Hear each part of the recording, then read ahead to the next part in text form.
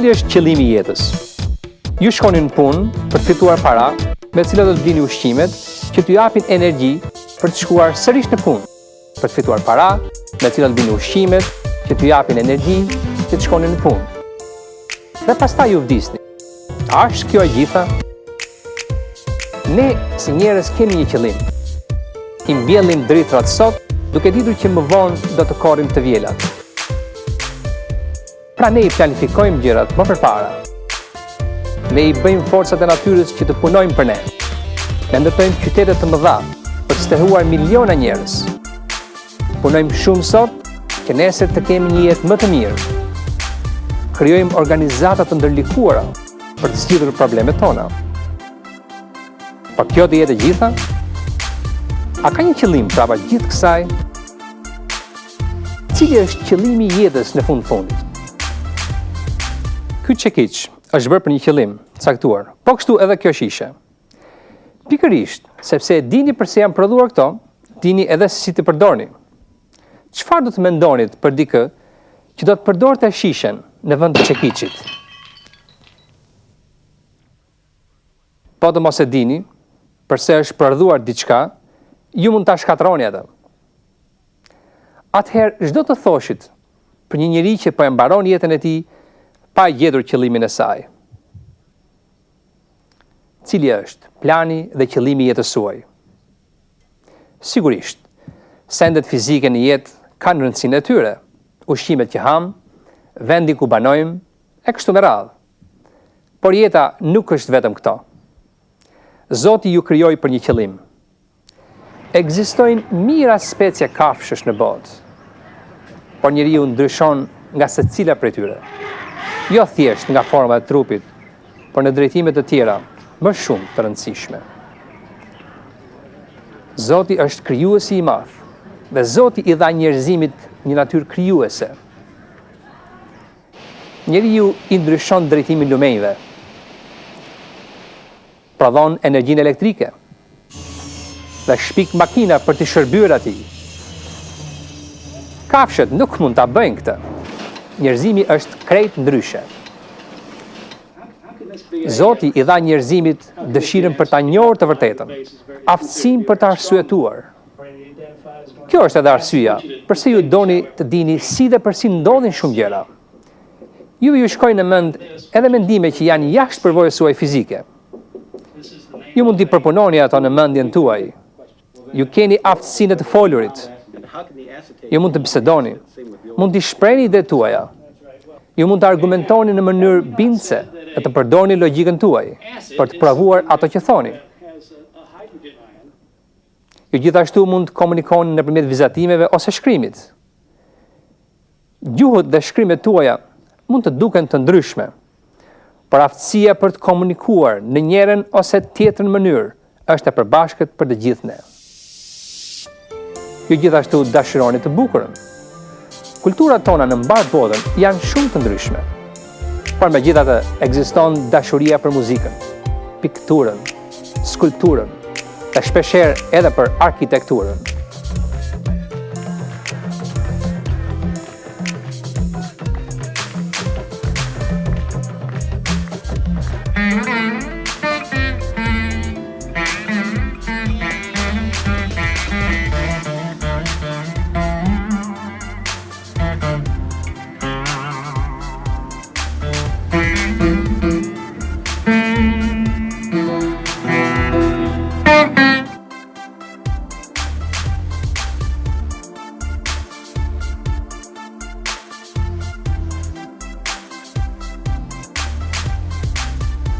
Zoti ju ka bërë të kuptoni të mirën e të keqen. Ju keni një natyrë morale. Kur njerëzit e mirë bëjnë sakrifica për të ndihmuar të tjerët, kur dikush mbron të pafajshmin, kur i miri dhe trimi shpërblehen, ju e dini që është e drejtë dhe e duartrokisti.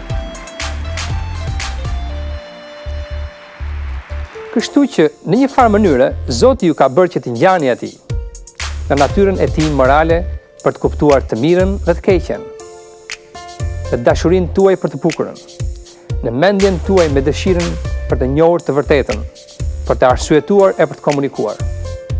Atëherë pra cili është plani dhe qëllimi i Zotit për ju? Zoti do që ju ta njihni atë, të gëzoni dashurinë e tij dhe ta doni atë. Në mbar botën, ne i dërgojmë fëmijët në shkollë për të përgatitur për të ardhmen. Por Zoti kërkon ta përdor të gjithë jetën dhe përvojën tuaj për të formuar karakterin tuaj e t'ju përgatisë për pjesën që do të gëzoni në mbretërinë e tij. Lërni Zotin t'ju bëj njeriu që do ta kënaqë atë. Siç thuhet në Bibël, Jozefi u rrëmbye nga vëllezërit e tij dhe më vonë u shit si sklav në Egjipt. Duke i sikur jeta e tij kishte humbur qëllimin e saj. Por edhe si sklav, Zoti ishte me Jozefin dhe e bëri faraonin ta donte atë. Jozefi përgjigjej për të gjitha të vjerat në Egjipt. Dhe si rezultat i besnikërisë së tij, qindra mijëra njerëz shpëtuan nga kriza e urisë, duke përfshirë këtu edhe vëllezërit e tij. Zoti kërkon që ju të merrni bekimin e familjes suaj, bashkësisë suaj, vendit tuaj, si dhe të mbar botës. Ne të gjithë kemi mundësi të ndikojmë në jetën e të tjerëve. Është si të hedhësh një gur në ujë, valzat përhapen gjithnjë më shumë. Askush veç Zotit e di se sa shumë njerëz ndikohen nga jeta juaj. Bëjini vetes këtë pyetje. Apo bëj unë ç'mundem për të ndihmuar të tjerët? A e kënaq me të vërtet Zotin jeta ime? A bëj pjesë unë në bashkësinë e Zotit? Ne jemi krejt ndryshe nga kafshët, por ne ndryshojmë edhe nga njëri tjetri. Ne kemi talente dhe aftësi të ndryshme. Qëllimi ynë në jetë është t'i zhvillojmë sa më shumë të jetë e mundur këto aftësi dhe t'i përdorim ato për të mirë. Talentet ja u ka dhënë Zoti. Kështu që para se gjithash, ju duhet kënaqni Zotin dhe vullnetin e tij për jetën tuaj. Atëherë ju mund të jeni në formën tuaj më të mirë. Për shembull, Zoti ju ka dhënë trupin. Vetë trupi nuk është as i mirë dhe as i keq. Është një makinë e gjallë, të cilën ju e vini në veprim. Dhe këtë ju mund ta përdorni për qëllime të mira ose të këqija. Për Zotin ose për Satanajin. Trupi është i mirë për të na shërbyer, e jo për të na komanduar.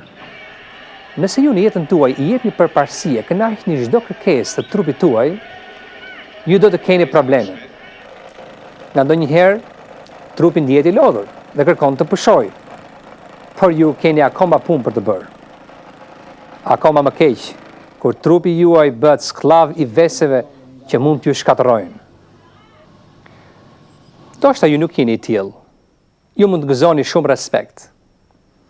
Por ne të gjithë, në njërin ose tjetrën herë, mund të kemi gabuar. A nuk keni thënë me vete, nuk e marr vesh, pse e bëra një gjë të tillë? Diçka më shtyu mua. Fakti është që mëkati e ka rënuar natyrën njerëzore në atë mënyrë që na prek të gjithëve. Ja se si e përshkruan këtë Bibla. Edhe pse brenda meje ekziston dëshira për të bërë mirë, unë nuk jam në gjendje për ta bërë këtë. Unë nuk mund ta bëj të mirën që dua të bëj. Përkundrazi, unë bëj të keqen që as që dua ta bëj. Është mëkati që jeton tek mua. A nuk e keni ndjerë dhe ju këtë? Në Bibël lexojmë që Zoti i tha profetit Jeremaja të shkoj tek shtëpia e poçarit. Zoti më tha, shko te shtëpia e poçarit, aty ku unë do t'i jap mesazhin tim. Kështu që unë vajta atje dhe pash poçarin tek punonte me çarkun e tij. Sa herë që poçarit i dilte diçka jo e saktë, ai e përdorte argjilën për të bërë diçka tjetër. Atëherë Zoti më tha, ju jeni në duart e mia ashtu si argjila në duart e poçarit. Këtë pra, na thot Zoti ne. Unë mund t'ju krijoj ju sërish. Jeta juaj është prishur nga mëkati, por unë do t'ju afal mëkatet dhe do t'ju riformoj jetën tuaj për t'ju bërë tamam njeriu që duhet. Zoti mund ta bëjë këtë, dhe vetëm Zoti mund ta bëjë këtë. A do ta vinit veten në duart e Zotit, ashtu si argjila në duart e poçarit. Në Testamentin e Ri, një njeri me emrin Nikodem erdhi të takonte Jezusin. Nikodemi ishte mësues për një njeri fesë, por megjithatë dëshironte ta njihte Zotin. Gjithë çka donte Nikodemi ishte një jetë e re, një ndryshim i thellë, që të ishte kaq i fuqishëm sa ta fillonte jetën nga e para. Jezusi i tha atij: njeriu lind fizikisht nga prindër njerëzor, por ai lind shpirtërisht nga Shpirti i Shenjtë. Ju duhet të lindni sërish. Vetëm Zoti mund ta bëjë këtë. Shpirti i Zotit i dha Nikodemit një jetë të re. Zoti do ta bënte këtë edhe për ju. Do të vini te Zoti dhe t'i luteni atij t'ju ndryshojë, t'ju jap një jetë të re, t'ju bëj fëmijën e tij. A do t'ja jepni jetën Zotit dhe t'i luteshit ta bënte këtë edhe për ju. Në rast se po, bashkohuni me mua në këtë lutje. Përsëritni këto fjalë pas meje. Aty unë i shenjtë, kam nevojë për ndihmën tuaj. I lutem të na falni mëkatet tona.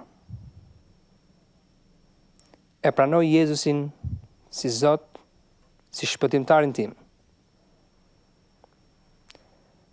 Po ta jap ty jetën time. Të lutem, bëje jetën time ashtu siç mendon ti se duhet jetë. Në emër të Jezusit, amin. Në momentin që ju e pranoni Jezus Krishtin si shpëtimtarin tuaj, Zoti ju pranon si birin e tij. Bibla thot: Shpirti i Zotit e bashkoi veten e tij me shpirtrat tonë për të shpallur që ne jemi fëmijët e tij. Që nga ky moment, jeta fillon të ketë më shumë kuptim.